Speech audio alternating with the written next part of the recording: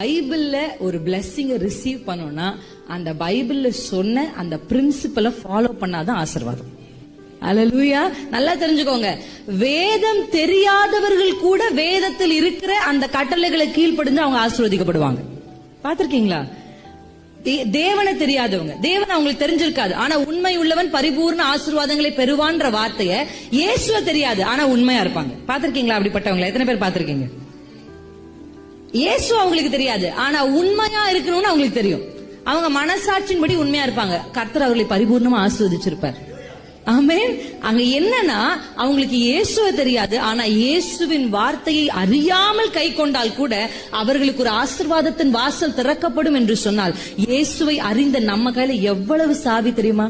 சாவி கொத்து நம்ம கையில கர்த்தர் கொடுத்திருக்கிறார். நம்ம எல்லாம் மகாராணிங்க, மகாராஜாக்கள். ஆமென். இந்த வேதம் ஒரு சாவி கொத்து. அல்லேலூயா. இதுல எல்லா சாவியும், உங்க வாழ்க்கையில எந்த கதவு திறக்கனாலும் இதுக்குள்ள சாவி இருக்கு. அல்லேலூயா. உங்க வாழ்க்கையில இந்த பிரச்சனை எல்லாம் யாருக்குமே வந்ததில்லை சிஸ்டர், அப்படிலாம் நீங்க சொல்லவே முடியாது. உங்களை விட டெரர் பிரச்சனைகள்லாம் சந்திச்சுட்டு அசால்ட்டா இருக்கிற நிறைய பேர் இருக்காங்க. ஆமென். அவங்க வாழ்க்கையில எப்படி அந்த பிரச்சனைகளை மேற்கொண்டாங்க? With the principle of Bible.